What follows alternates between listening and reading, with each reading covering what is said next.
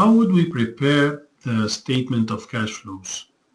There are actually two methods to prepare the statement of cash flow. One is the direct method, and the other one is the indirect method. And guess what? Most of the companies are using one of them only. I'll tell you why. Again, the FASB, Financial Accounting Standard Board, and IFRS actually approved both methods, and actually it mentioned that it would be preferable to use the direct method in preparing the cash flow statement. But guess which method is being used by the companies? It is the indirect method, not the direct method, which is preferable. And the reason for that is the direct method discloses so much, while the indirect method, yeah, it discloses the same exact number, but indirectly. So basically in the direct method or the indirect method, both of them are affecting the operating cash flow. The investing and the financing activities are both prepared by the direct method. So what is done is that in the operating activities, it could be either prepared by the indirect method or the direct method, and most of the companies are using the indirect method, while in the investing activities and the financing activities, both of them are being prepared by the direct method. So when we speak about direct method or indirect method, we are mainly referring to the operating activities, because whether you're using the indirect or direct, the investment and the financing are direct methods. So what's the direct method? The direct method is that you get all cash inflow and subtract it easily from all cash outflow. That's simple, but it's not that simple as it looks. So cash inflow, so you get all your cash from your customers. So you show cash collected from customers, cash paid to vendors, cash paid on salaries, cash paid on insurance, and so on.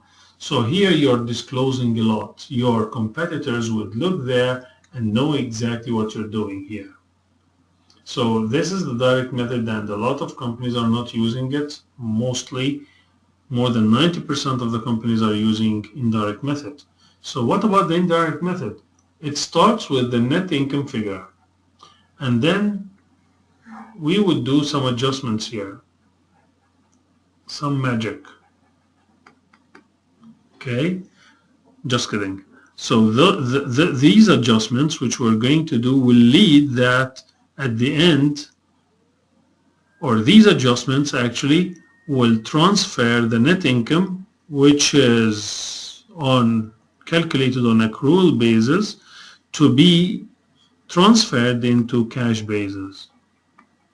Okay, and at the end, this operating cash flow figure would be exactly as the operating cash flow figure, which is prepared from the direct method. So both of them are going to lead to the same exact point, or to the same exact number. The cash flow, you cannot go and do any estimates around or trick it, because at the end, the final cash number which you have here is the cash which you have actually or generated during the period. You cannot say I generated $100 and then when you go there you find only 99. There must be 100. So now let's see the relation. Having said that, let's see the relation between the cash flow statement and the other financial statements. What is the relation between the cash flow from one side and the other financial statements? So we have here the income statement,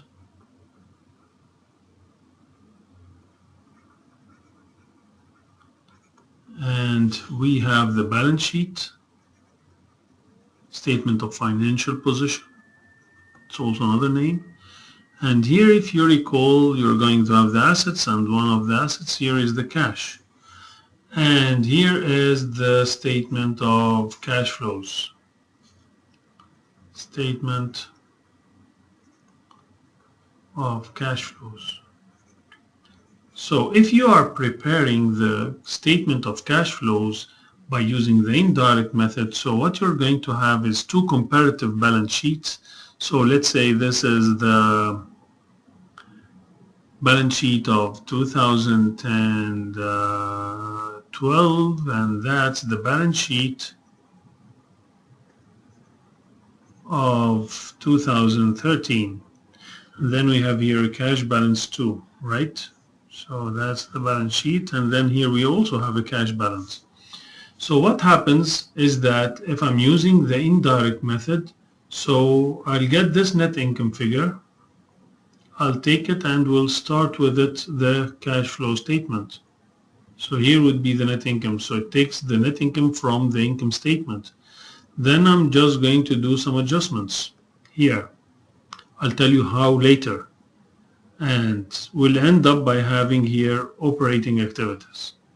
Then we'll go and get the cash flow which is generated from the investing activities. So we put it here, cash inflow minus cash outflow, and then we get the investing activities, and the same thing here for the financing activities. I'll tell you how would we do that later. So what happens is that now you got, if you added those three all together, operating, investing, financing, it will give you actually what? It will give you cash generated during the period. So the three together is the cash generated during the period. If it is negative, then the cash used during the period. Usually it's not. Then you're just going to take the previous cash balance in 2012. Remember that we are in 2013.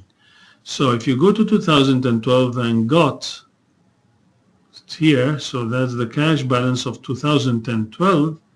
If you add to it all the cash balance generated during the period, you should get the cash of 2013. So if you compare the cash of 2013, which appears on the balance sheet, with the cash balance which appears at the bottom line of the statement of cash flow, they must be equal. And that's a very good clue in the exams. If you didn't find them equal, then everything you've done is wrong. Not everything, of course, but you've made a mistake. So you have to review it again. So one good thing is that you can make sure that you're right if you compare this final cash figure with the cash balance of this period, then they must be equal. And this would be the topic of our next class. So in our next class, I'm just going to show you how to do such adjustments and how to calculate the investing and financing activities. Taking you to the next class, I'd like to make sure that we are standing on the same page. So if you've got here